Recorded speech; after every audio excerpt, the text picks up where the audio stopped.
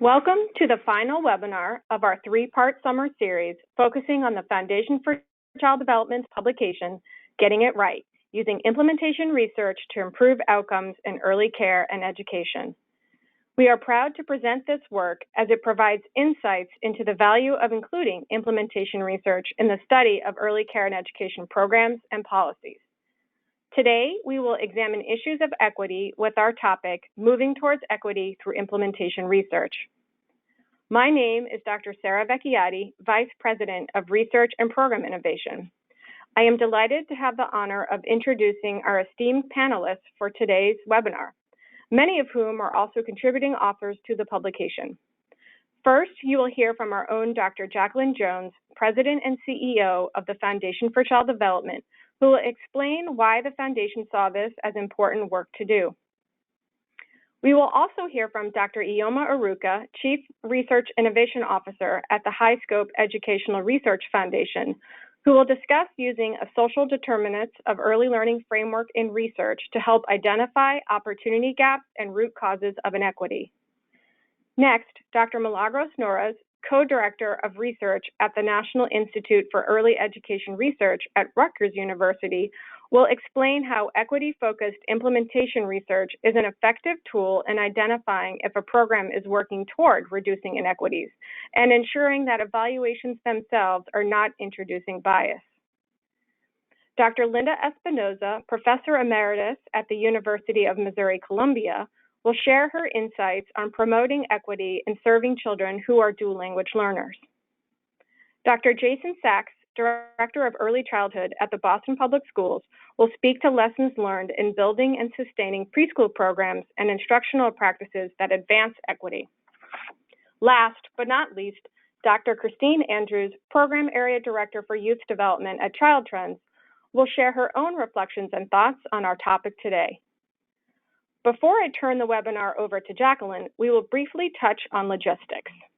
If you are encountering technical difficulties, please alert us to the issue by submitting a comment in the chat box. At the end of the webinar, we will have a Q&A session.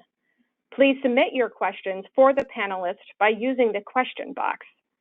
While you may submit a question at any time throughout the webinar, questions will not be addressed until the official Q&A session. Thank you in advance for submitting your questions. Please also follow the Foundation on Twitter at FCDUS.org and use the hashtag #GettingItRight to continue the conversation. We would also like to thank Cherise Brammer, Communications Officer at the Foundation, who helped plan this event today and is providing technical support. Now, Jacqueline, please take it away. Thank you, Sarah. On behalf of the Board of Directors and the staff of the Foundation for Child Development, I'm delighted to welcome our panelists and our virtual guests to part 3 of our summer webinar series. In this 3-part series, we have examined some of the topics and issues that are raised in the Foundation's recent publication, Getting It Right, using implementation research to improve outcomes in early care and education. In this last webinar of the series, we focus on the ways in which issues of equity can be addressed in the design and execution of early childhood programs. For over 100 years, the Foundation has supported research on the well-being of young children. Our work is centered on filling gaps in research knowledge and making research more relevant and useful to policymakers and practitioners. Our new publication began as a set of questions about what was really working in interventions for young children. We know that well-executed randomized controlled trials can give us solid evidence of the impact of early education on the performance of young children. Yet, RCTs alone do not always lead us to a clear understanding of exactly why some children's performance may go up or down. This new work proposes that we augment RCT findings with rigorous empirical data that can provide important information about the context in which the intervention is conducted. We propose that a deeper understanding of context has potential to ensure equitable distribution of resources, that all children are receiving a high quality version of the intervention, and that bias is minimized in the design and execution of the research itself. We especially hope to engage applied researchers who wish to use their methodological skills to help policymakers and practitioners figure out the right questions that need to be answered if we are to enhance the quality of life for all young children. In this publication, we have attempted to lift up a variety of questions that we think are important if we're to move forward and bring early care and education programs to scale. When public funds are allocated to interventions for young children, we have a dual set of obligations to make sure that every child has access to the supports they need to grow, develop, learn, and become productive members of society, and that those public funds are invested wisely. We hope this publication can spark a conversation that will enhance both equity and accountability. We also hope to initiate a conversation that's centered on what else needs to be explored and how programs are operationalized and what shape new research might take. We believe that multiple perspectives will serve to enrich the discussion. If you missed the first two webinars or the launch itself, you may find them on the Foundation's website. Today, we will explore how implementation research can help us move towards greater equity in the design and study of early care and education programs. And as global attention has focused on issues of racial and social justice, we see that issues of equity of access to food, healthcare, housing, and high-quality early experiences have hovered over the early childhood landscape for a very long time. Our guests will discuss the potential root causes of documented disparities and some potentially mitigating practices and policies. Effective program models, instructional practices, and the educator competencies needed to provide high-quality interventions for dual language learners. The need to address equity issues in research design, measures, and methodology, as well as the role of implementation research in understanding what might reduce or increase inequity. And reflections on building and scaling up a real-world pre-kindergarten to second grade program and the intentional use of research to guide change. I am beyond grateful to all of our authors who've given their considerable time and expertise to this project. Many of them have conducted the groundbreaking research that now serves as the foundation of our knowledge of what it takes to offer high-quality experiences to young children. This work is an opportunity to build on our research foundations, to explore root causes, examine our research methodology, and build stronger connections across research, policy, and practice. So again, welcome, and let us begin our look at issues of equity with Dr. Ioma Iruka. Ioma, please get us started. Was muted. There you go. Thank you so much, Jacqueline. I'm so thrilled to be here for this last installment of the three-part series. And I would say that I am pushing for a more contextualized lens to implementation research. If you don't know where we have been, where we are, how do we know where we're going and whether it's effective and it's going to be impactful? For example, how much has racism, racial trauma, and systemic oppression been centered in early care education implementation research? So that is the lens from which the chapter focuses on, and hopefully we can talk more about that. So I'm so glad to be here, and so pleased. Next slide, please. So, one report from McKinsey & Company found that not closing the gap cost the U.S. between $1.3 trillion to $2.3 trillion. That's a lot of money. We just spent that bill just, a couple of months ago with the CARES Act and other acts, right? And so it means that we are costing ourselves money because we're underutilizing the human potential and capability. So the achievement gap, if you recall, is really a symptom of a more systemic problem of discrimination, policies, and laws. So we need to treat it as as a public health crisis. And so what you have in front of you is sort of what I borrowed from the public health, which is called the structural determinants of health, really indicating that for us to really engage in what I would say are impactful, effective anti-racist research, we have to actually uncover not just micro things that are about families and children. And a lot of our research tends to sort of blame and shame families and children for low achievement scores or all these other things. But we have not really looked at a deeper insight about the macro systems. What are the policies? What are the structures, right, that really inherently create biases and inequities. And if we don't actually uncover those contextual things from a historical perspective and a contemporary perspective, then we're bound to continue doing the same research with the same results and wondering why are we not finding any effects. And so this is why I'm sort of pushing for much more of this deeper contextualization of our research and to study both micro and macro issues. Next slide, please. And to me, I sort of say that EC or early childhood research must examine really intentionally the role and the impact of racism, of privilege, of discrimination, not just in the classroom, not just in the program, but in the policies, in the systems, in the processes, and even how we implement. For example, if you're like, I have a universal program, is it really universal? Are there already systemic infrastructure that really already creates inherent discrimination, whether it's that thing that happened through redlining, whether it's through the bifurcation of the workforce. So we have to begin to really, to me, to do groundbreaking early childhood effective research, really that tries to implement high quality programming. We actually have to think about all of these things that most of us hate to think about, right? The things that RCTs try to block away. They're like, we want to block away all these things, and we're going to just look at just this one little black box of early intervention. That's not a reality. We have to begin to really unpack all the structural features that really either inherently create inequities or privilege others. Next slide, please. And so my argument is that the use of the social determinants of early learning framework can really help to address inequities in both practice and policy and outcomes, but also in research, right?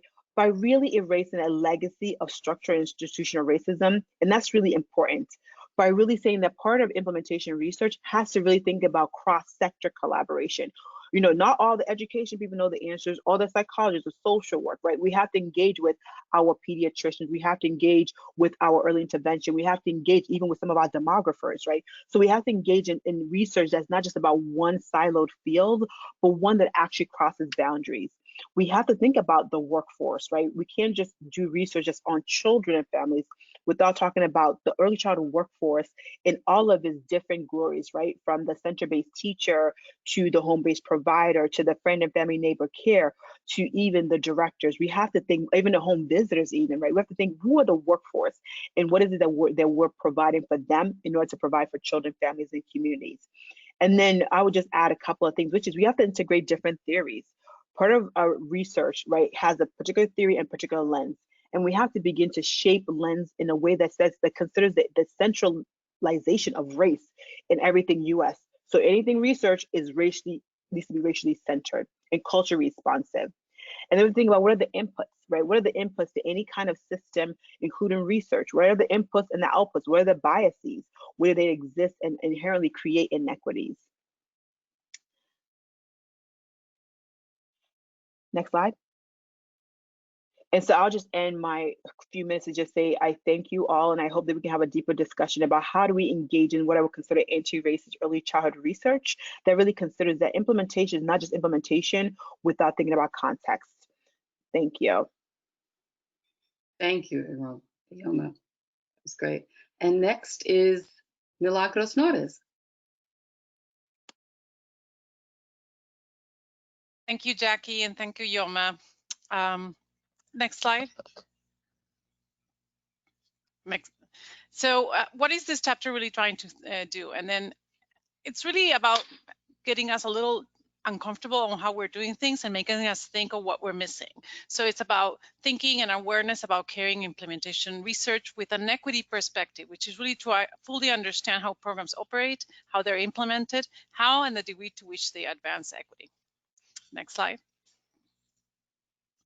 And the idea of using this big and wider lens and our thinking about trying to use it is to capture with the concepts of what equity and inequity is to really, which is in the case of equity, the absence of systemic and potentially remediable differences in one or more aspects. And here all the things, including everything Ioma mentioned, and the inequities that are rooted in gender, disability, race, ethnicity, language, minority, religion, structural poverty, etc. And then thinking about how to use this big and wider lens that is about equity in research, capturing the extent to which programs, policies, interventions, everything we do in early childhood reduce or increase inequities, and validly defining them and trying to capture them and integrating them in all the components of research. This goes from the moment we're doing our questions all the way to the moment we're doing our dissemination. Next slide. So why do we care? So why do we want to do it? And part of it is that early childhood programs are really expanded with the vision of advancing equity as a social justice issue, but not all programs really do this. And there is an emphasis on understanding in this perspective how programs are operationalized with the goal of understanding equity in the program and as an outcome of the program, as a process embedded in the structures and the context that you just heard about. So is it working towards reducing inequities? Is it validly defining it in our research? Are we understanding the context and the populations at hand, and are we trying to not introduce any biases in the research process? What works, what doesn't? We know early childhood and getting those programs to be actually right. Getting it right is actually quite hard, but we do need to understand why and to whom we are able to work with. Next slide. So something that chapter does, and I'm not going to go into depth, is that we do need some part of looking at different concepts that we integrate into the research. Cultural competence, which is about understanding and valuing diversity, the dynamics amongst the populations, the capacity to adapt to different groups that we're trying to research, the cultural responsiveness, which is much more embedded on a critical race theory and attunement to racial social justice issues as well, and the intersectional approaches, which has to do with considering multiple marginalizations at once. So we're not just singly a woman, you can be Hispanic and a woman, or a girl. So there are many different things that conflate together to create some different aspects of marginalizations or opportunities in the system. Next. So in essence, equity is cultural competence and these other concepts that I introduced, responsive and intersectional approaches. The idea is to connect them all through the design, collection, analysis, and interpretation stages of our research work. And the core is really understanding the complexity and of social and power dynamics, and an explicit attempt to recognize, measure, and assess the differences in how this work towards the in relation to the program that we're trying to implement as a way to reduce equity. So we really are trying to capture what works, what doesn't, and which pieces of this, and what is determinant on these pieces of these, and how we end up with a better or not results. And in a randomized controlled trial, you might get positive average effects, but the average is the average. So who's under, who's above, and why, who's getting much less, and trying to understand all these processes to try to really create opportunities for all our children. Next. So the chapter does go into different ways of looking at it and addressing equity in the research through the theoretical framework and questions, the design and sampling, the instruments, fieldwork, methods and analysis, and interpretation and dissemination. And I'm just going to give examples for the design and sampling piece and for the fieldwork piece in this presentation, but there's much more developed in the chapter as well. Next.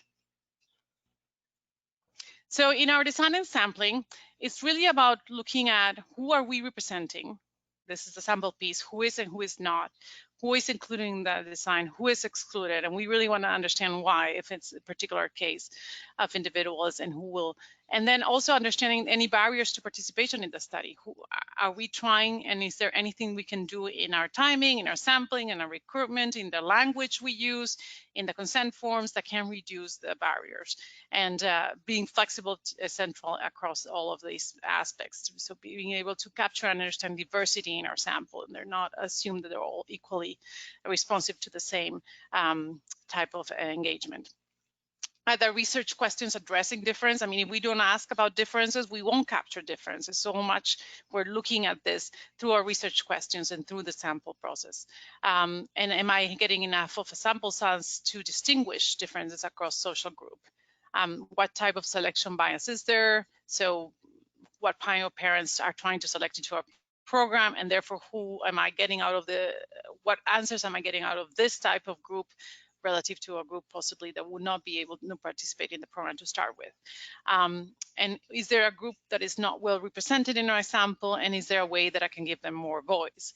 And one of the chapters in the series actually talks a little bit or a lot about qualitative research as a way to providing much more depth for specific subgroups, for example. Next. And in terms of perspective in our field work, here is where our team and the concepts of cultural competence and identification strategies for our interviewers, if we're engaging for the assessors that we have engaged, for the communicators, so the communications that happen with districts, with schools, with centers, with sites, with home visitors, or whatever our other agents of change may be. Recruitment strategies that are flexible and that really recognize the diversity in our sample, consent strategies that also address issues of representation with some type of consents, and therefore try to really give voice and the opportunity to others if we're not being accessible or not accessing them effectively. Retention policies and strategies, how do we engage our population, and how do we engage them over time and sustained in ways, and how responsive are we to their needs in this process as well. Language accommodations, and this is much more beyond the consent. Many studies do address this on the consent form, but not afterwards. And then communication, assessment, survey, interview, all the evaluation activities that also require language accommodations as needed. Next. So I summarize this as thinking, what am I not seeing and what don't I see? Looking at the limitations of my research, the limitations of my capacity of research. And this is about being much more responsive to the equity goals for the early childhood, being aware, intentional, responsive, and the goal ultimately to understand what is happening to our children and differences across groups and for each individual type of program and intervention that we're going for. Thank you. Thank you, Milagros. Dr. Espinosa. Excuse me, good morning or afternoon, wherever you are. So what I'm going to talk about this morning or this afternoon is about some current research findings and their applications to program implementation that will help to promote equity in early care and education settings for dual language learners. Next slide, please.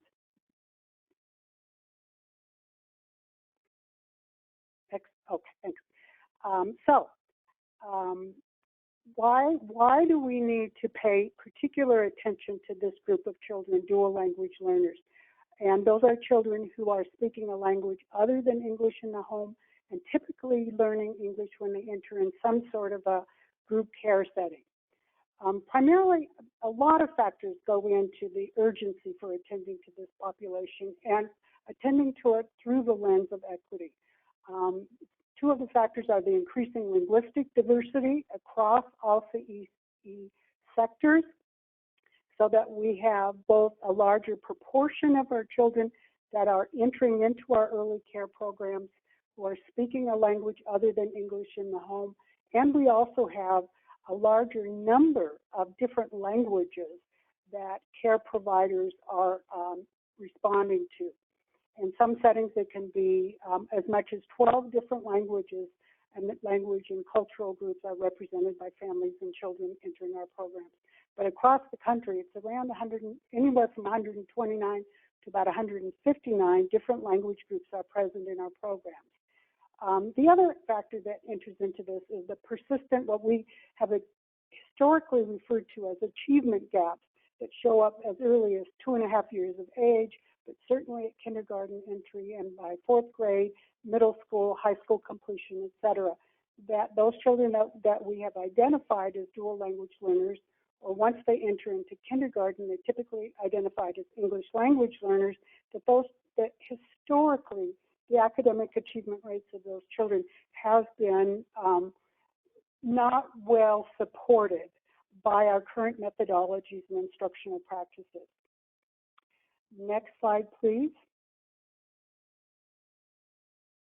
So in my chapter, what I talk about, what I discuss are 3 basic research questions. What does school readiness look like for dual language learners? And this is extremely important because we need to know about the typical developmental aspects of children who are growing up as bilinguals. And in some aspects, they're the same as monolinguals, but in many aspects of their language development, they in fact show slightly different developmental trajectories. And if you're interested in the cognitive neuroscience, we have lots of literature that has documented the neuropsychological differences between monolinguals and bilinguals. So there's a lot of research there that's come out in the last 12 to 15 years on children ages birth to 5 who grow up being systematically exposed to more than one language. The second question is, what are the essential elements of high quality early care and education for dual language learners? And for a long time, early childhood practitioners used to believe that what is good for English-speaking children is good for bilingual children as well. And to some extent that is true, but there are also additional adaptations and enhancements that all teachers are capable of implementing that will support high academic achievement and then what does equal access to high quality early care and education services look like for dual language learners? Next slide, please. Sorry for that little noise. So to effectively provide educational equity and high quality early care and education for DLLs, effective program language models. We need to decide what are the effective language models that we implement. Specific instructional practices that scaffold language interactions for DLLs. So to participate and comprehend content across subject matters, we do need to have some additional methodology that promotes comprehension among children that are just learning how to understand English. We need ongoing assessment instruments and methods that are valid, fair, and unbiased for children who speak more than one language. And we need to define teacher qualifications. Who is it and how are they best qualified to meet the needs of children who speak a variety of languages?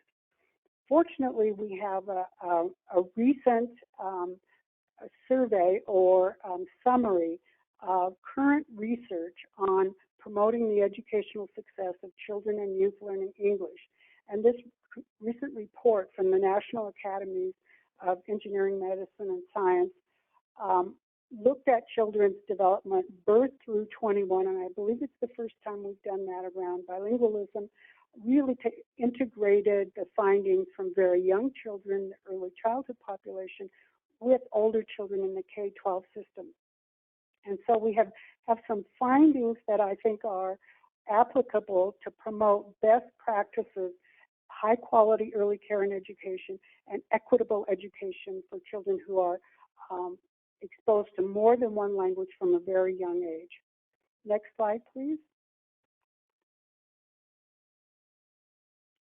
So many of us have argued that the revised frame for understanding the development of DLLs is one of the basic understandings that we need to have to promote equity for young children who are not native English speakers.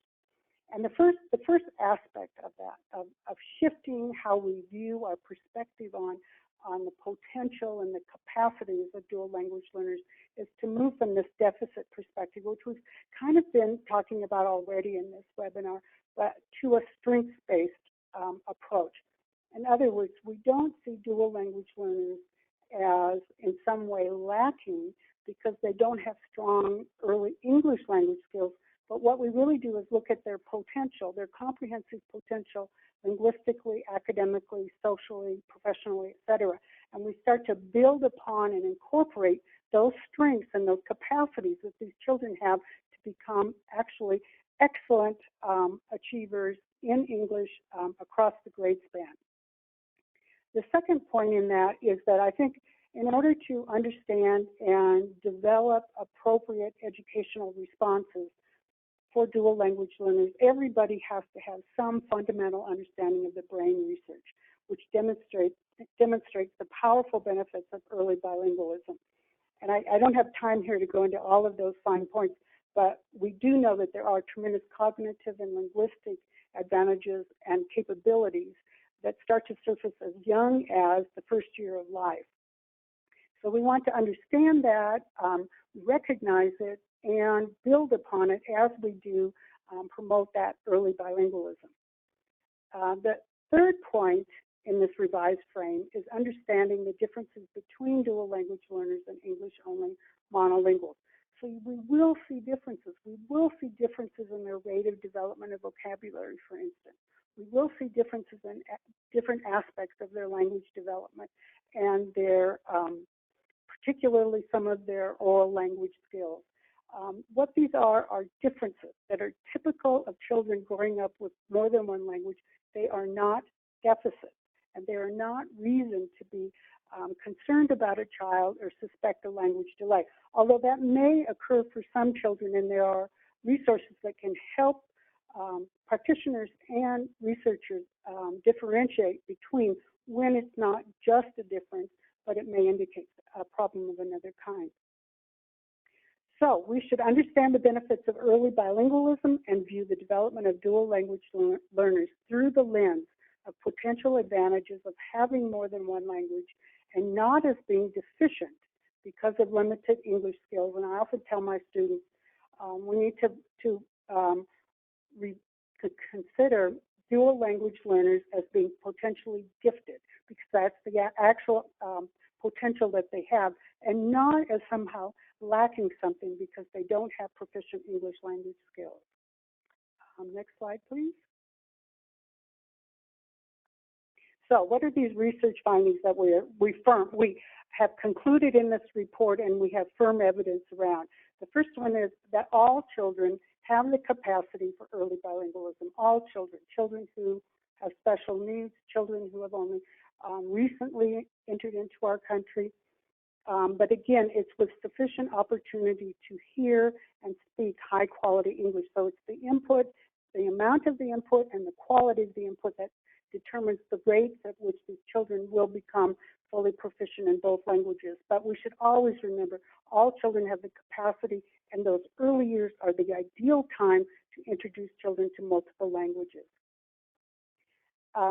The second point I think we've learned more about in the last 5 years or so, which is that at kindergarten entry, balanced skills in both languages are very important, so that we don't wait until the child is older, which used to be the common approach. You wait until the child is 7 or so before you introduce a second language. That approach has empirically proven to be not as effective as starting earlier, and some people will even say the first year of life. That's a little debatable, but I think starting at an earlier age to systematically, intentionally promoting both languages so you get these strong skills in both languages at kindergarten entry, that seems to be a strong predictor of later academic success. And like I said, the third point related to that, early exposure leads to best outcomes. But again, these high-level academic and language proficiency outcomes are dependent upon frequent and rich language interactions that are responsive. We see what the child's interested in, we respond to it, we have back and forth around that, things that children are interested in, and we use varied and expanded language, verbs, adverbs, sentence structure, etc., from competent speakers. So if we are the English language role model for a non-English speaking child, we should be competent in that language. So we are providing good models around, and not just pronunciation, but the use of the language and when and how to use different forms of the language. Linda, around home language, I can't Linda, emphasize. I have a 1-minute warning. Yes. Okay. Oh, thank you. How does this happen? You know, I always think down, and then here it goes. Okay, so families are critical, and we need to support home language, and there are specific instructional approaches. Let's go. Let's go to the next slide. So the basic principle of best practices is that we need systematic exposure to English during the early childhood years and ongoing support of home language in a language-rich environment. So that, again, that contextual background, it doesn't just happen in isolation. It happens throughout everything you do all day. And I might even add socially and emotionally nurturing and responsive. Let's go to the next slide. please. So the instructional implications, I won't go into great detail. The chapter does have more detail on each of these specific strategies. So I'll just hit the highlights. Obviously, we need to use the home language, and there's specific strategies that allow monolingual English-speaking teachers to support multiple languages from their children and families. We need instructional supports, and these are specific strategies that we can use across early care and education settings around when to introduce languages, how much to use, etc. But those instructional supports are very specific to dual language learners, and in general, most providers need to learn them. Focus on oral language instruction, as with across all early childhood programs, talking with, having children talk to you, opportunities, etc.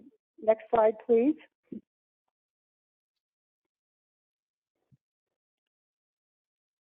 Next slide, please. Oh, there we go. Bridging between the home language, build upon what they already know. Oops. A couple more sentences and then we'll be ready. Okay.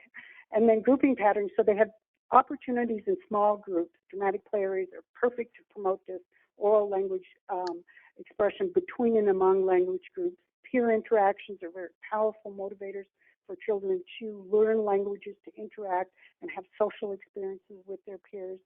And then, of course, that welcoming environment where children see and hear their language. They see familiar artifacts from their home and their culture, and so they feel accepted and valued and recognized in any particular setting. And the final slide, sorry that I had to rush it at the end. Anyway, thank you very much across languages.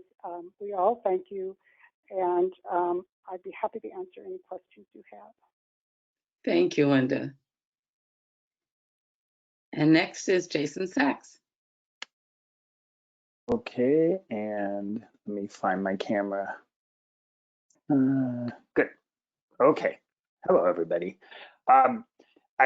This was written a year or two ago, and then I've been doing presentations on this all summer, but now COVID is all we do, and how to think about instruction in this new environment that has completely rechanged the landscape for both public schools and early education programs. So we'll suspend the disbelief, and I'll talk as if we're in a normal world, but if people want to talk about the realities of COVID and what that's like, just do that in the questions.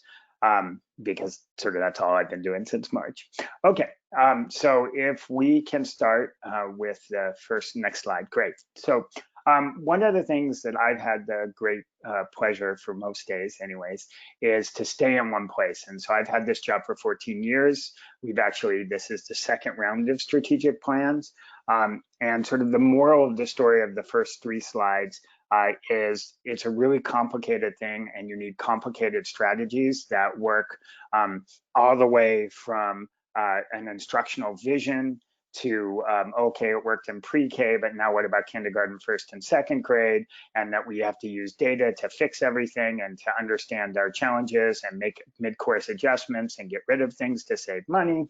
We need to target PD and differentiate it towards teachers in very different ways, and that we're gonna focus it on our instructional practices, because we really feel like the relationship and the teachers make the difference.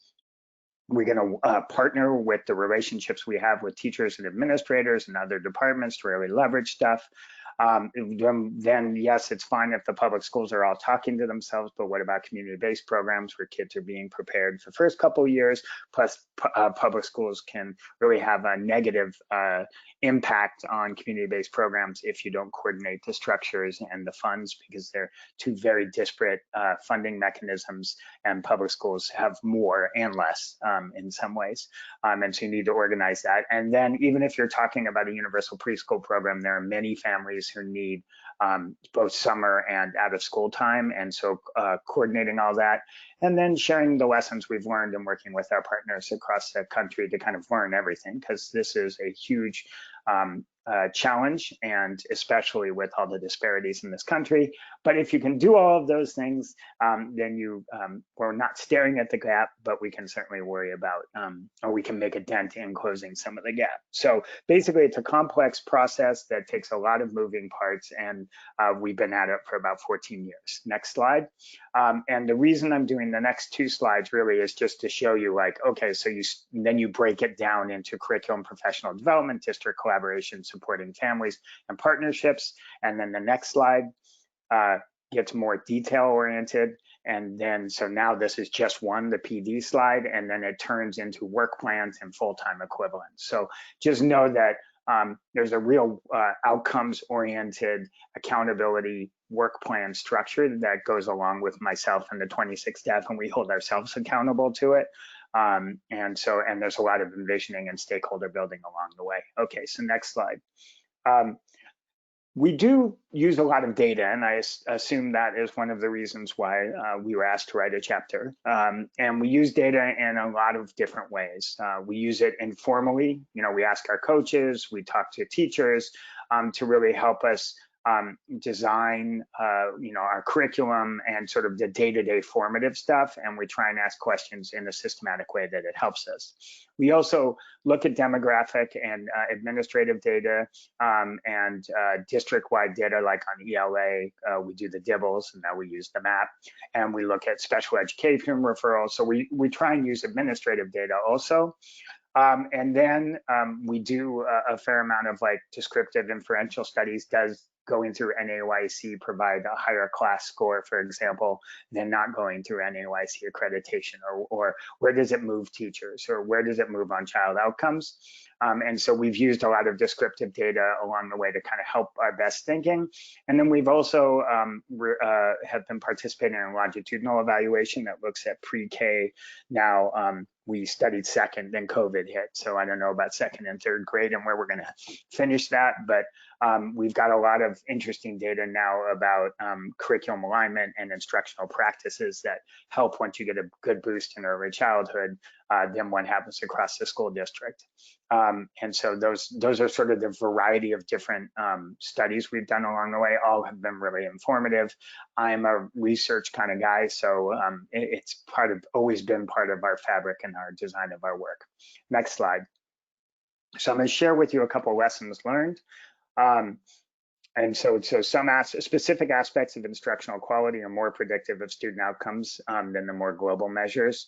So for example, we do something called a fidelity study, where we actually look at what the teachers are doing. Are they actually using the curriculum, and which practices within the curriculum? And then we look at that with student outcomes. So for example, and then we design professional development around it, is vocabulary, differentiation, extensions, making connections, were 4 practices that we then took back to the teachers, and we said, hey, these are 4 really strong practices, and here's where you can see them in the curriculum, and here's where coaches should focus on.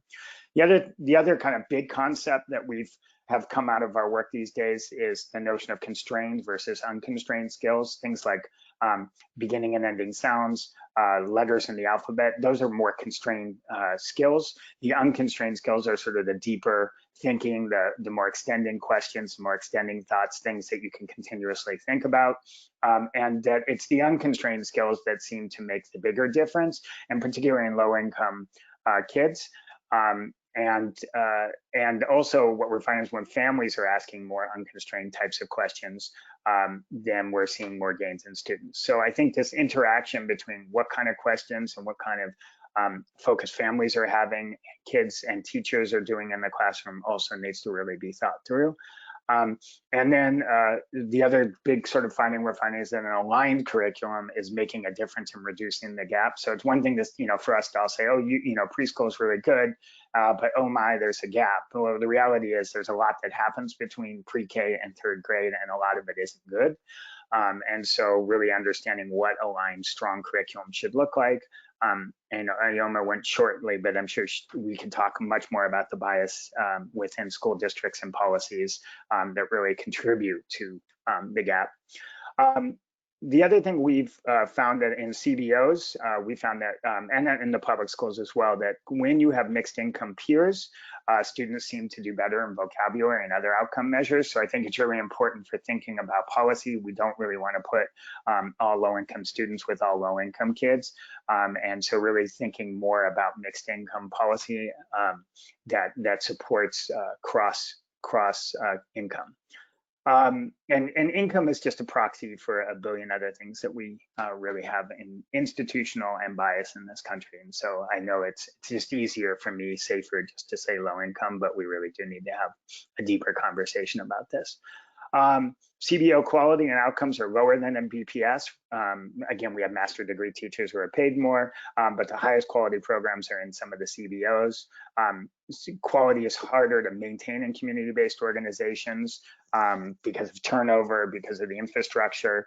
And so we've started thinking about coaching differently in community-based programs, really thinking about working with directors. There's multi-levels funding, facilities. It's just a lot more all over the place with community-based programs when you're trying to use a systematic UBK program. And so it just takes more infrastructure and thinking through how to support them, but it's worth it because they can be just as high quality and they're more responsive to families' needs. And so again, institutional bias there. So how do we equalize those systems? Next slide. Okay, what we'd like to know more about, while we know in general early childhood is working, we don't know about quality and how it interacts with race, culture, second language learners, and special education. Let's take a moment to think about that. If we really don't know what specific thing teachers are doing or policies that are affecting the kids we're most worried about, then we haven't done our job. And so we need to get more specific. And that means probably bigger studies that are looking at special education, second language learners. But again, a lot of those programs are usually segregated or one-offs. And so if you need to do it in a scale that's large enough so that we can really look at outcomes, and then we need better measures to really know what we're looking for, because that's the other part of this is our measures aren't super strong. So researchers, you've got plenty of work to do for the next 25 years because we need to get much more specific. I already talked to the second bullet just says that the class is a good start. It's actually one of the first that really started looking at what the teacher is doing and how it affects students, but we need much more specificity in that data. And then it needs to be thought through, like, does it work for Latinx families or bilingual students or Haitian families? Like, I think we need to get much more careful about looking at culture, race, and the intersection, and then for school success. And if we believe school success is not without its bias and how we're defining that, but let's say we did have a magical end line, then we really need to think about how race and culture interact with that. Because right now, one society, one cultural voice has defined what the student outcome is and what we're calling success. So that's an important conversation that needs to be had. Jason, 1 minute warning. I'm on the last two, so we're good. The other thing we don't know is how outcomes relate to state outcome scores. So like we have a 3rd grade test, a 5th grade test, but most of the stuff we're doing nationally are looking at national measures. So I think if superintendents really want to be interested in early childhood, you have to know how it works with their state scores. And then the last thing I would say, we really need to look at stages of program, where they are, and then where the intervention fits in with that. All right, so last slide. I think I'm on the last slide. Yep. Okay, so what is important on here? I think I pretty much said everything I want to say. This bias and institutional bias work, I think we're going to need a lot of thinking on. I think that the challenge here is that we live in a terrifically biased society. COVID is showing it, the unrest that is going on in our systems is showing that it's going on. Until we really tackle that, these systems can't really be fixed or understood. So I think I'll just leave you with that. Thank you, Jason, for giving us a look at the real world. Appreciate that. And now we have our discussant, Dr. Christine Andrews. Thank you so much. I'm just going to spend a few minutes reflecting on this topic. So if we want to start with the next slide, please. So there has never been a more urgent time for this work.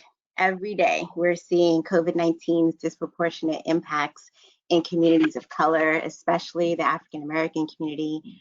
We're seeing heightened examples of police brutality. It's impossible to conduct research, especially implementation research, in this country at this time without a focus on equity. Now more than ever, we need to acknowledge and address context. We need to call out when there are structural barriers that result in disparities and inequalities.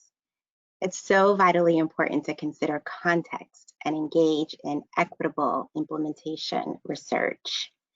By definition, that means strong equity components are integrated into the principles and tools of research, including explicit attention to culture, history, values, and the needs of the community.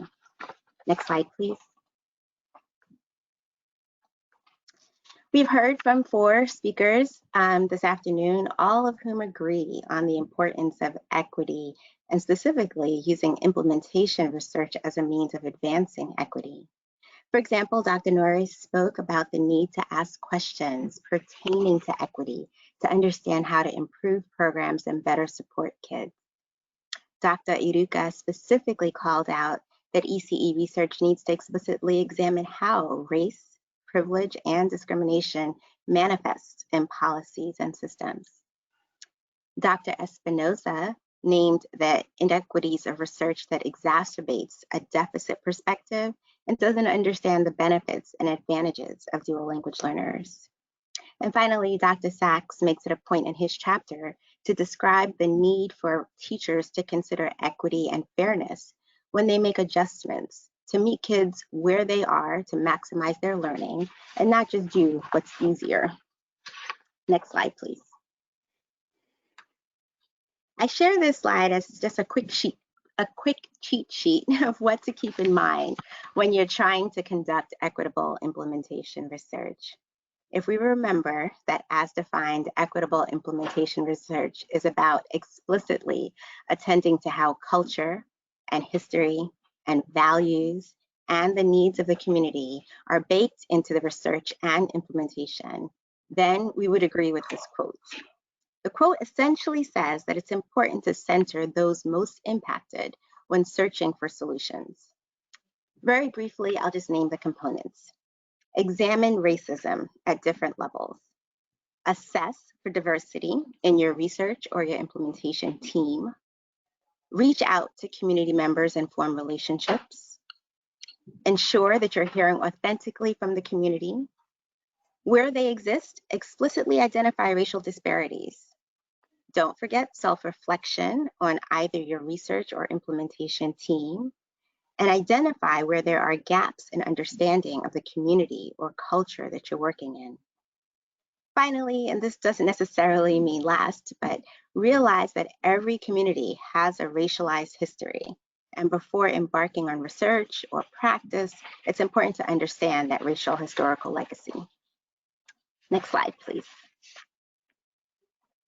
Although each of the components I mentioned on the previous slide are very important to conducting equitable implementation research, change only happens when we account for all those who influence decision makers. You want to ask yourself, who holds the power that influences policies and outcomes?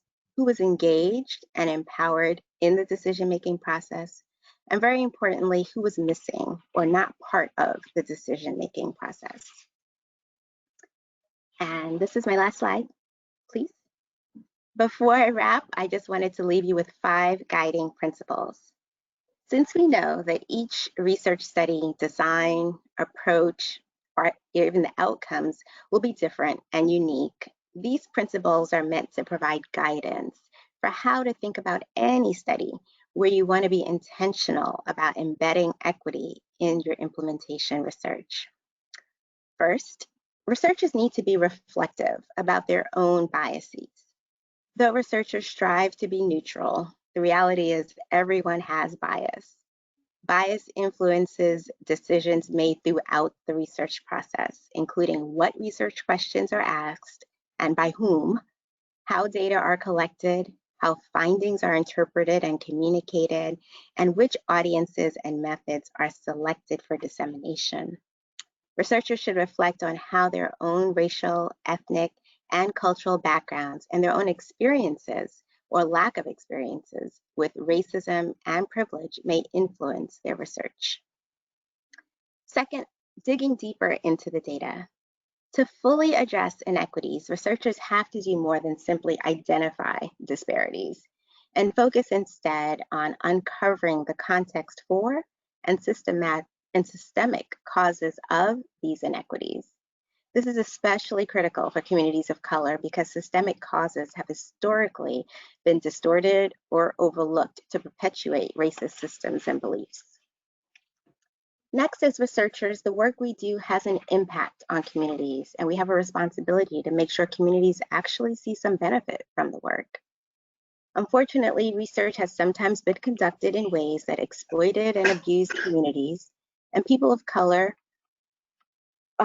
or followed an extraction model where we come in, obtain our data from or about people without adequately addressing issues that concern them. I mentioned this earlier, but it bears repeating. Researchers typically conduct research on communities, not with them or for them, meaning that community members have little to no involvement in the direction or outcomes of the research. Community stakeholders, people who experience the issue that researchers are interested in, can offer a perspective or interpretation that differs from that of research. So it's important to authentically engage communities as partners in the research. Finally, researchers should guard against the implied or explicit assumption that white is the normative, standard, or default position.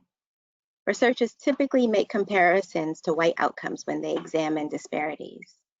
Those comparisons reflect the assumption that white outcomes are the standard and that communities of color should aim to achieve that standard. Most importantly, making comparisons to white people neglects the structural factors and the root causes that may have led to the disparities. Well, that is all for me. I thank you for listening, and I'm going to turn it back over to Sarah.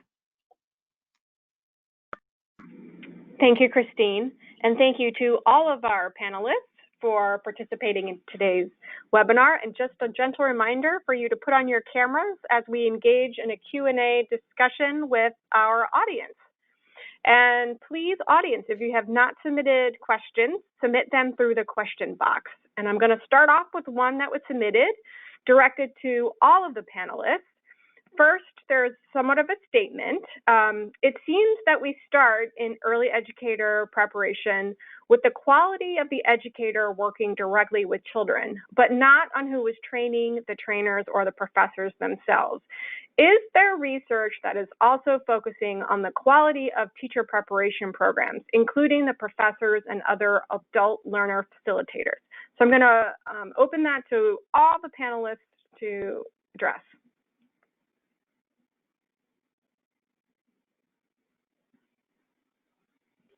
Linda, can you start? I see you talking.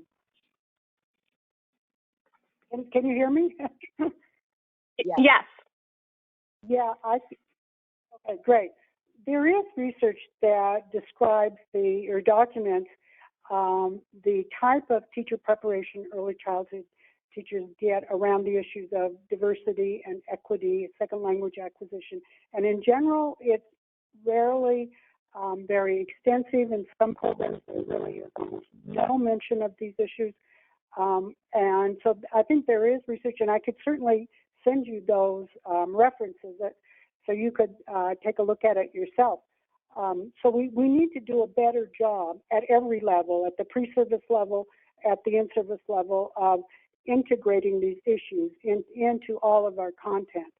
And there has been some research that's looked at the characteristics of early childhood providers and characteristics of the higher education professionals that provide the pre-service education. And we have a lot of work to do in that arena as well, so that it's more representative of the children and families that we serve, and that it has its own background that allows it to understand the types of points that we've been making today. So you've hit upon a really important topic that we still have, I think, much work to do to provide the equitable education to all children that each of us has been discussing. And I would just add, I think, Linda, exactly. There is research around the pre-service sort of higher ed, but I do think that to the very great question, to the first question, sorry, that was identified, it is a system, right?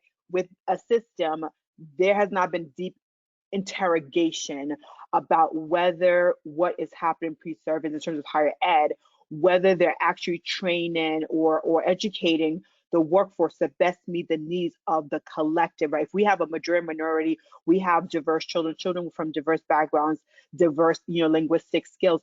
We actually have a lot of the professors or faculty members, or a majority, at least in many of the higher ed, are white. So we have this is called an institution, so we do have some challenges.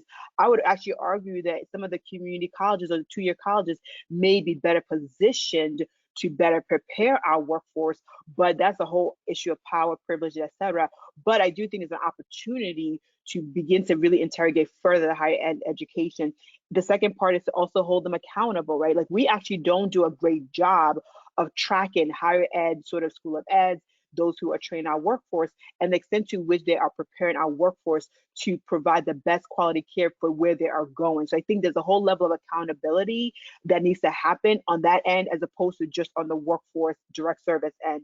And then second, I would say that there has been noted in the literature the disconnect between training and actually what is real life, right? Where we do have a lot of our more mature educators who have been doing the work for so long, and they just go in to just get the credentials, right? So there has been some level of disconnect that we have to go deeper into understanding, is whether the faculty members have the experience, the disposition to prepare the workforce for the children and the diversity of settings they're likely to be in. So we do have some work, but there definitely is some research.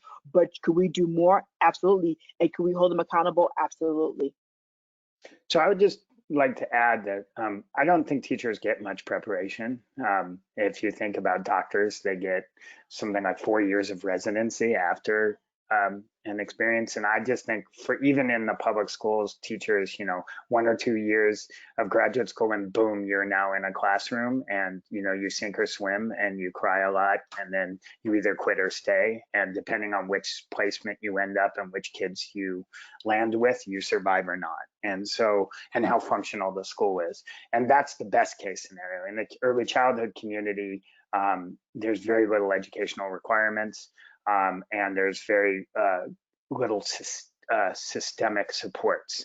And so I would suggest that we come up with some model pilots and then really run the research on the best practices and the bright spots to create some stronger models, rather than trying to dissect sort of what I would say is mostly a dysfunctional system as far as teacher preparation. I think the only thing that I would add is that because of all those problems, is that some states have moved towards creating alternative routes to get people that are in practice in classrooms already into that, and that are more likely to be diverse and more likely to match the children's diversity as well. And it's because the problems of the system don't, and the lack of fit between the system and the requirements or the extension and expansion of programs require that we look at it much more creatively than just through the preparation. And if I could just add, Jason, you gave me a thought in my head. I think something that I wonder if the question person was thinking about is that we actually have a bifurcated system. We're talking about a publicly funded system primarily for poor children. Now, if you're wealthy, if you live in a great community, there's actually, aka Montessori's, Reggios, they actually are trained as if they are doctors, right? They go get your training. You have like 3 to 4 years where you have to show and prove that you understand child development. So it's not perfect. I mean, none of these are perfect. However, I will counter that what is available for publicly funded children, aka poor children, is very different in different settings. So I would say that actually does exist. We actually have evidence of what could be a great program, and the way the workforce is both trained but also treated after getting trained. And I just feel like we just choose to ignore that part of it when we know most of our school of ed people, hate to point them out, a lot of them put their kids in a lot of these other programs that are for their advantage. So I just want to say we're talking about publicly funded programs. Thank you. We have another question which is open to all, but I'm going to ask Milagros if you could field this one first. And the question is, how can we best manage tensions between reliability and validity that may arise when assessing diverse groups of children?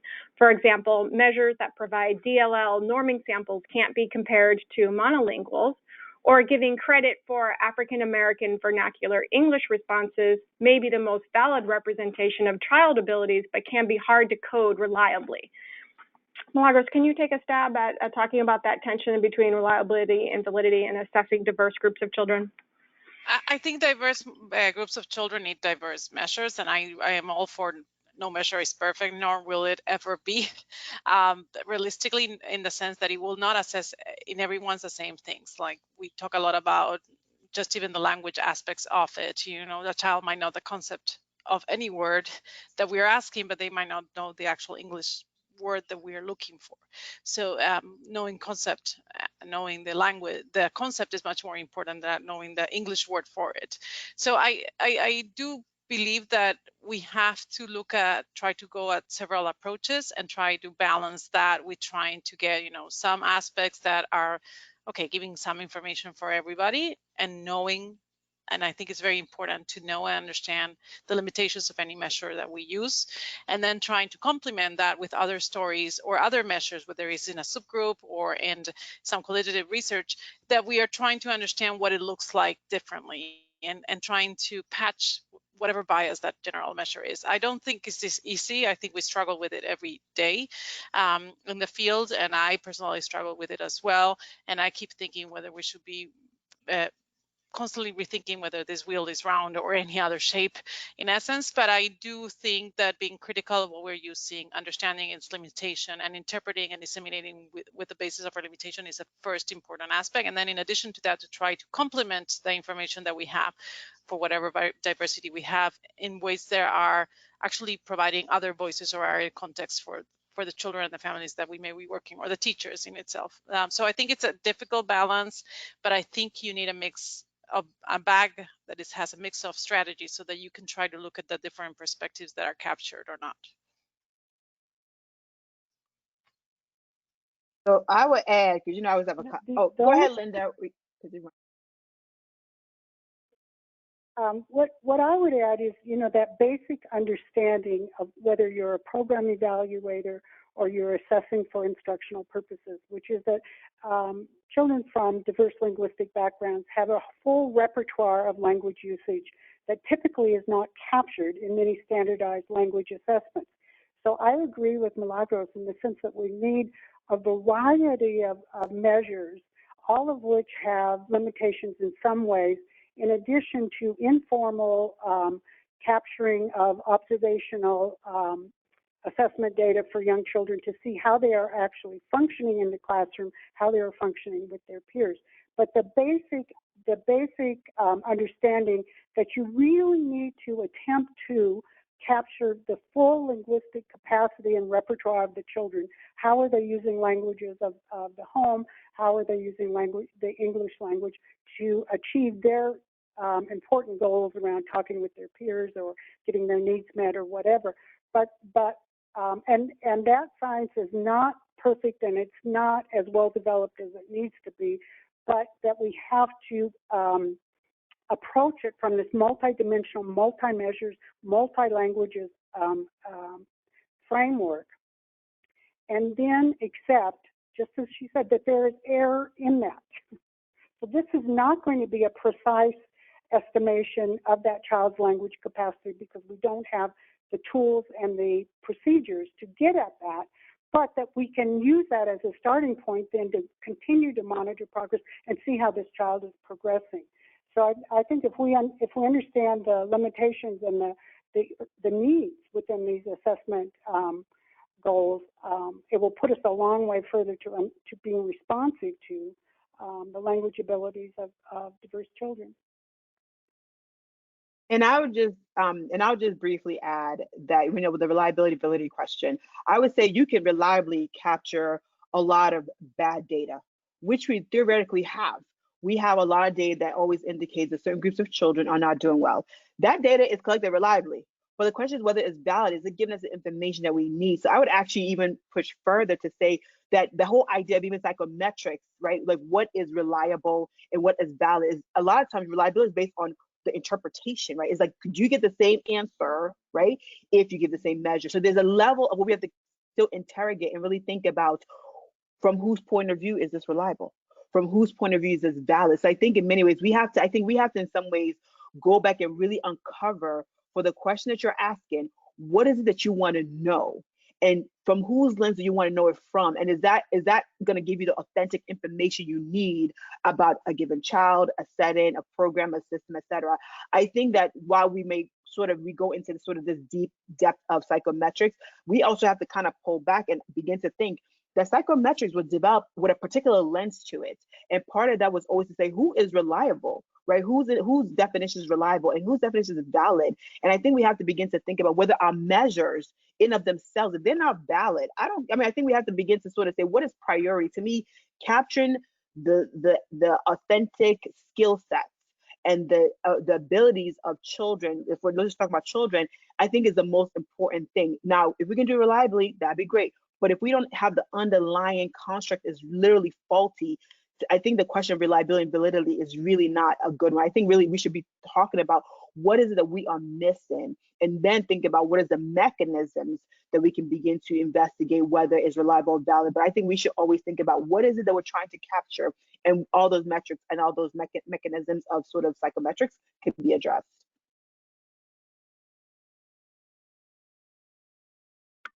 Only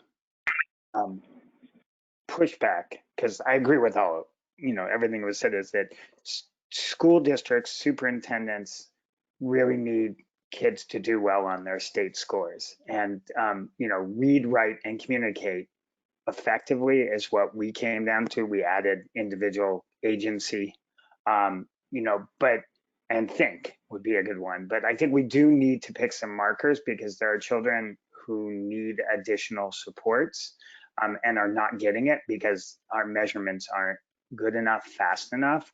And so maybe we just need to struggle for a while, lean into it, and figure out what good outcomes are, broaden the definitions, but also know that there has to be a place where we want all children to go and get them there, because that's just huge.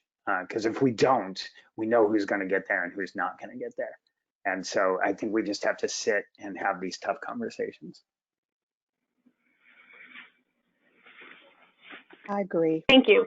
Yeah, I agree. Can we find time to lean in on that? I think that's the sort of the tension points between, the state test, but we could question the validity of the state test, and what is really impactful for children to live life to the fullest potential that they have. And I think that is where, I think this is where we have to have this collective conversations between sort of the public sector, educators like yourself, the district, but also psychometrics, but also just like, what is child development? What is it that different children bring to the setting? And then what are the contexts they're operating in, right? If you don't understand that my father just got shot yesterday and you're still testing me on this, it's like, wait, whoa, right? So there's things that we're not attending to, like, just other than just drill and sort of kill our kids. But Jason, I know that's not you, but I'm saying I think we try to use as assessments to make judgments, right? They're making judgments on children without context, and that's, to me, the challenge we have. Mm-hmm.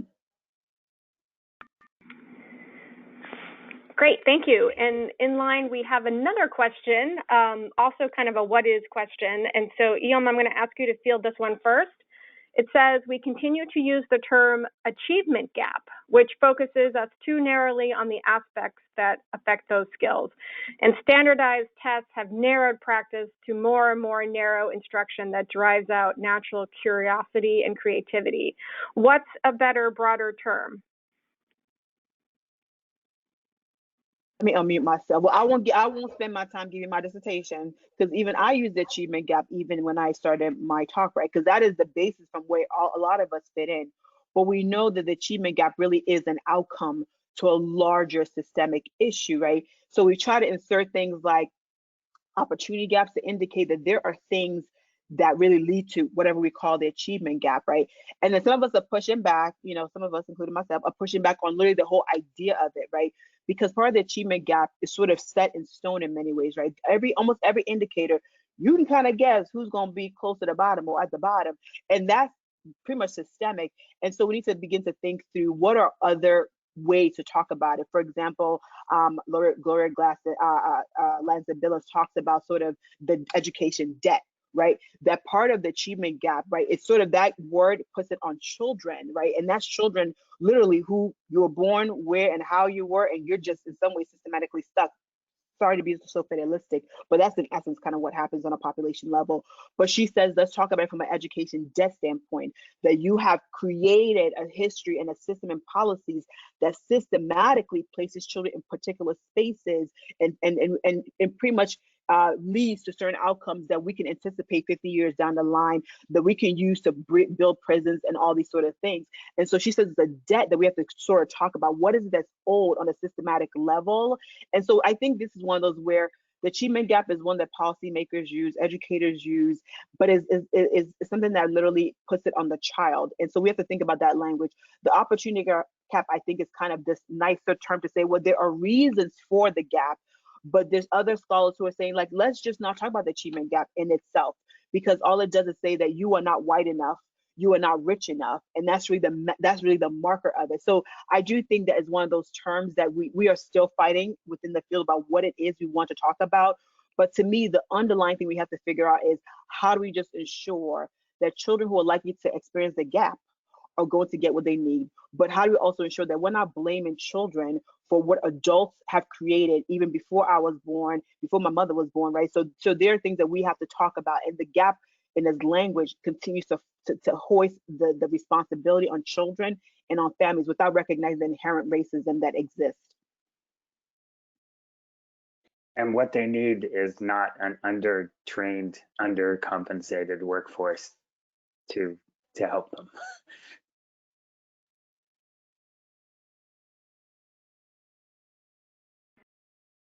I guess, in my area of research, we have used that term historically, and I agree that it connotes things that don't accurately reflect reality and potential. And I agree that the children that I work with tend to be on the bottom 10% almost consistently, but it doesn't have to be that way. I would love it if in our field we would revamp or revisit that term and really look at it from an opportunity to learn, because it's not a reflection of that child's capacity or potential. It's a reflection of the opportunities that child has had to experience different high-level opportunities. So the term itself, I think, is problematic. The way it has been applied, because we typically use measures that are English only. So we look at trajectories, developmental trajectories of children from all different SES backgrounds, all different linguistic backgrounds, and we try to get them to achieve within a level that is typical of those who are native English speakers and typically from kind of a middle class home environment. And that, again, I agree, that comparison is not valid in and of itself, because and I've looked at a great number of kindergarten entry assessments and advised on expanding the ways in which they assess that child's language proficiency, because it almost always is in English only, and it sets up this circular pattern of teachers viewing the results of that, which always are biased against children who are not native English speakers, and teachers and program administrators look at the results of that and make conclusions about certain groups of children and their academic potential, their academic status, et cetera. And it's very unfair, it's highly biased, and it acts to diminish the potential, the true academic giftedness that children who become fully bilingual have experienced when they achieve at high levels in middle school and high school and go on toward great scholastic success. So I think there are a lot of problems with this term. What we have to do as a field is sort of consistently use different terms and describe it in different ways. Like when I first came into the field, we called preschoolers English language learners, which was the incorrect term. Again, it connotes the wrong focus for the budding abilities of these children. And we really did insist upon the term of dual language learners. So you know these children have two languages. You don't forget it. It affects their cognitive neurodevelopmental growth and development. It affects their language development. And that should be understood. So terms in and of themselves can set perceptions and trajectories of children's growth, which can be very unfair to subgroups of children. I want to add that I struggle between not removing away completely and having something to measure, but mostly because the way the structure and the systems, as Yoma says, are created is that all the indicators that are coming as children enter kindergarten relate to how they are trajectorized, I want to say. No, because the trajectory is not dependent necessarily on their abilities, but it's much more on the systems all through their elementary experience. So not identifying differences and what creates those differences, to me, is very hard. But I want to say that to the extent that we're using it as an essentialist, as a child problem, rather than as a systems problem and as a training problem and as a professional workshop, a recognition, workforce recognition problem, then we are in the wrong foot. But I do want to say that if to the extent that all those differences are not for innate developmental aspects and differences of children, but they are because the systems worked against them from the moment the child was in utero all the way to the entry in kindergarten, and therefore persistent afterwards because we have not been able to change the system later on to work against that, then I do want to say we want to continue measuring differences in children and understand the differences that are systemic, because those are the ones that are workable and those are the ones that we have no excuse for having. So I work for identification of differences, and I think whether we call them differences or whether we call them opportunity gaps, but the field has to focus on what creates those differences and which of this we can work with and are our fault for not having remediated for 50 years of since we started to think about this at all. I would just add a real COVID example to this. So right now, we're about to go remote and potentially do hybrid, whatever 2 days of education during a 5-day working week means. And we have to make sure, everybody has computers or some access to a computer. And then we are making independent home kits for every family or student to have that follows the curriculum so that they can work at home. And then also thinking about, okay, that child can work independently or if there's an adult to help scaffold.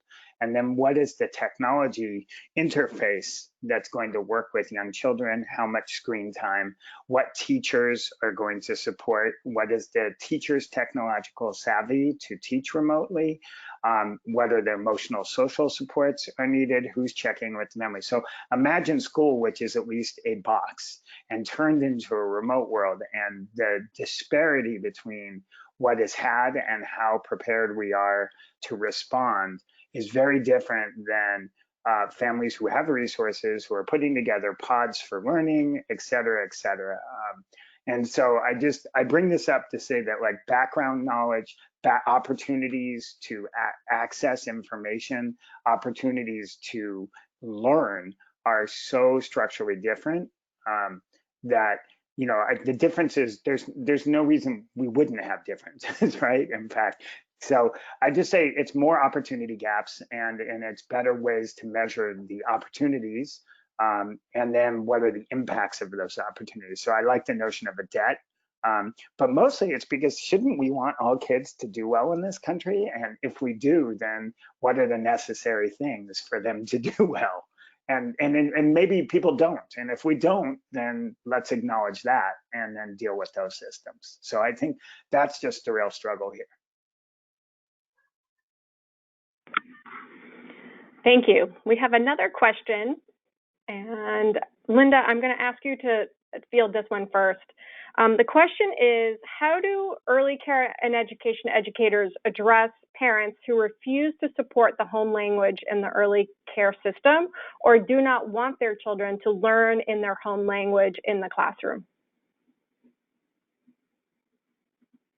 Right, and in my professional experiences, I've actually worked with lots of families who, particularly families who have recently come to this country, and they believe deep in their hearts that the best method for us to educate their child is to teach them through an English immersion, because English is the language of school, and in order to be successful in school and socially and professionally, you must know English. And so the parents have this idea that English should dominate and predominate everything that we do in the schoolhouse, because that is the best way to promote the success of the child who comes from a home that doesn't speak English. And I understand that totally. I come from families that probably believe that. But what we know now is that, yes, this child needs to become proficient in English to succeed in school, to succeed in life, but that should never come at the expense of the home language. And so part of our job as an early childhood educator, because we're going to see families when children are very young, so part of our job is really to communicate with them about the importance of that home language, both academically in learning English. It's a necessary linguistic foundation for acquiring a second language. There's lots of research around that.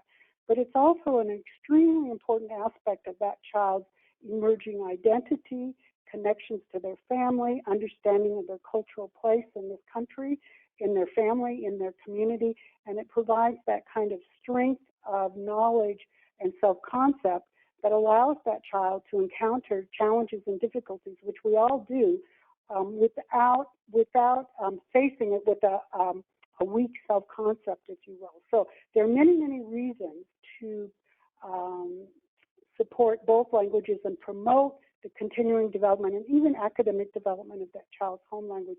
And it's our job as educators to, number one, understand that, so that we also believe it in both, and communicate it with families so they understand the extreme value and importance of these methods that promote both languages, and the child will be better off in the long run. I've definitely dealt with that firsthand. I've also had teachers who believed that it was only important for that child to learn English in school, and they didn't want to have any evidence of that child's first language. Lots of different reasons that teachers come to these conclusions, as they're teaching young dual language learners.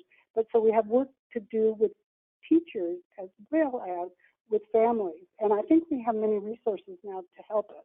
So within the field, it's not a debate anymore. It's just simply a matter of communication and using the resources that we have available. And if I can add, I think that although in the academic world we have some really good consensus about how to address it, I don't see it permeating all the way down to schools, superintendents and directors and principals. I'm in a district in which I had to fight to get my child screening in Spanish as well as English, and ELL is still the word of the land. They're English language learners. They're not dual language learners, and they're not multiple language learners in how this is conceptualized within my district. And just the concept of saying no, you cannot use an English screening tool to look at speech problems in my child when he's bilingual and his primary language up to the age of 3 has always been Spanish. It's a debate. So I think, like I said, we can work with parents, but the systems itself are not widely already engaged in the same dialogues, in the same constructs. So it's not just with parents. Parents come when all the system has actually adopted the language and work with it. But we can't, if one teacher is saying one thing and the other one is saying another, the parent won't really have an agreement of should I or not reading Spanish in my home or in any other language that is our choice. So I do think systems are still weak in understanding and comprehending to a language, how to support dual language learners. Or science, and sometimes science and what matters in real world, sometimes they don't meet. And I think that's part of sort of the struggle of, we know what's best, but parents see power, privilege afforded due to language, right? So this is one of those, I would say, another level of institutional racism, right? Where in many ways we may know all these things, but how it actually exists in our society in the context is very different. They see that if I don't know English, my kids don't know English, we don't get access to a whole lot of other stuff. And so it really is about power and privilege that we have to begin to acknowledge. And we see this with children who speak African American English vernacular. It's not even treated as a language system. It's treated as you don't know English well, right? So this is sort of the challenge of the U.S. in creating all these different levels of systemic inequity. So thank you everyone for the responses today. We have run out of time, unfortunately. So I just want to say this concludes our Getting It Right webinar summer series. Thank you to all of our presenters for sharing their considerable time and expertise with us. And thank you to all of our attendees for joining us today, and to everyone that tuned in throughout the past few months. Please visit the Foundation's website at fcd-us.org to download the Foundation's publication, Getting It Right, Using Implementation Research to Improve Outcomes in Early Care and Education, and to access more detailed information regarding the webinars that are going to be recorded. And so we come to an end.